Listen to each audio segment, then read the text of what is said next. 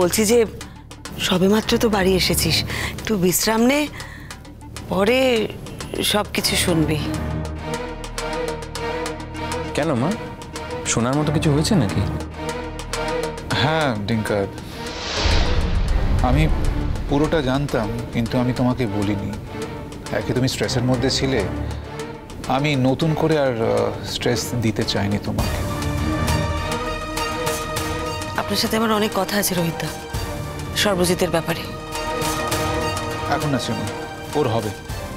এখন তুমি এই মুহূর্তটাকে উপভোগ করো, পরে।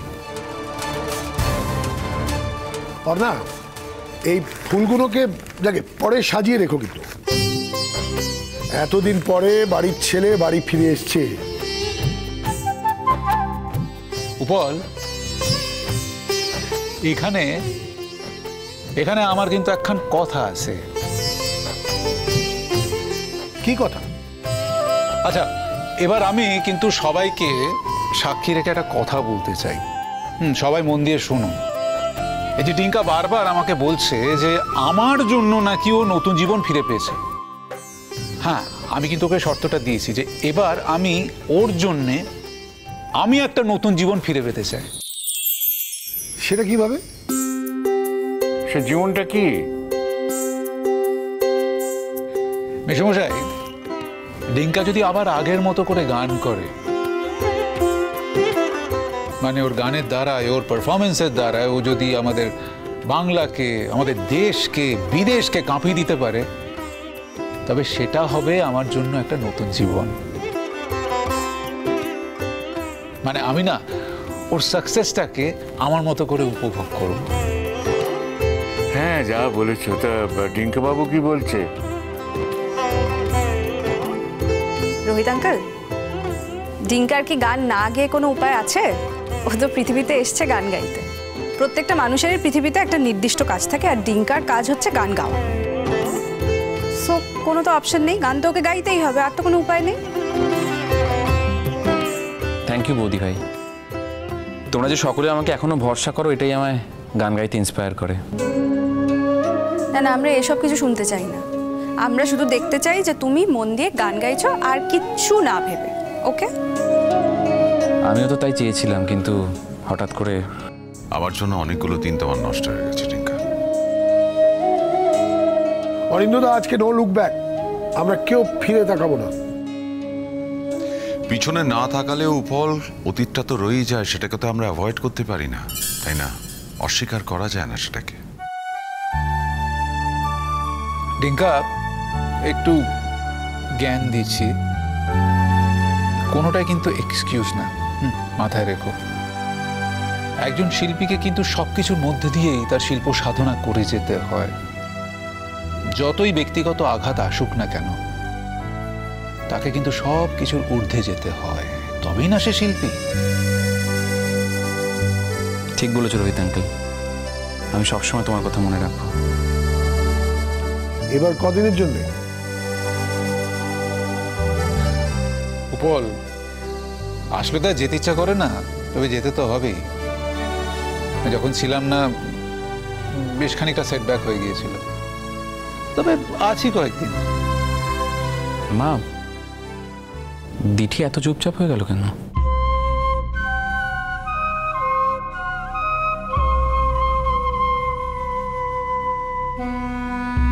সেটা দিঠিই বলতে পারবে। তুমি তো তার দাদা, তুমি জিজ্ঞেস করতে পারো, করো। হ্যাঁ, এখন যখন তুমি বাড়িতে ফিরে এসেছো, তোমার তো জানা উচিত। হ্যাঁ, তোমার তো এখন সুস্থতাও রয়েছে মোটামুটি, তুমি সবই জানতে পারো। তারপর তো তুমি আবার তার দাদা, তোমার তো জানা দরকারই। আসলে জানো তো, দিঠির জীবনে একটা বিরাট বিপর্যয় ঘটে গেছে। কি? দিঠি, এদিকে আয়। বললাম তো ছোটদা ভাই, আমি ঠিক আছি। না, ঠিক নেই দিঠি, এদিকে আয়, আয় এদিকে। ডিঙ্কা, একটা কথা বলি তোমাকে, বলা হয়নি। কিভাবে বলবো তোমায়, লজ্জায় আমার মাথা কাটা যাচ্ছে। আমার ভাগ্নে আছে সর্বজিৎ, রাস্কেল, সামহাও ওর দিঠির উপর একটা রাগ হয়েছিল।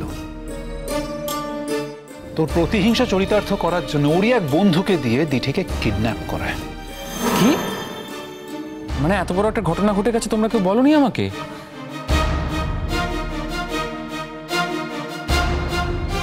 আসলে ডিঙ্কা, তোমাকে জানানোর কোনো সুযোগও ছিল না। তখন তুমি এখানে হসপিটালে ভর্তি, তোমার মনে আছে আন্টি তোমাকে দেখতে যেত না অনেকদিন? তখন তুমি বারবার জিজ্ঞেস করতে যে মার শরীর খারাপ হয়েছে কিনা, মা ঠিক আছে কিনা। আসলে এটাই কারণ ছিল। মানে আমরা সবাই তখন দিঠিকে নিয়ে এতটাই ছুটোছুটি করছিলাম। থ্যাঙ্কফুলি মেয়েটাকে অন্তত পাওয়া গেছে। যে কিডন্যাপার সে বাধ্য হয়ে ওকে নিজের বাড়িতে রেখে দিয়েছিল, তার কাছে কোনো উপায় ছিল না। না পিসেমশাই, কিডন্যাপার কথাটা বলো না। এটা তোমার ব্যক্তিগত মত, কিন্তু আমি তো বলেছি ও কিডন্যাপার নয়। তোমার ব্যক্তিগত বিশ্বাসটা তুমি সবার উপর চাপিয়ে দিও না। দিঠি, আবার আবার তুমি এই ব্যাপারে কথা বলছো? কথা তো বলতেই হবে মা। তোমরা বারবার একটা মানুষকে যদি অপমান করো, আমি তো চুপ করে থাকবো না। আরে এই অপমান তোমার গায়ে এত লাগছে কেন? কারণ আমি ওকে কাছ থেকে দেখেছি তাই। তুমি একটু বেশি কাছ থেকে দেখেছো তাকে। যদি সেটা মনে করো তাহলে তাই। দিঠি, চুপ করো, একটাও কথা বলো না। Dithi, don't be rude.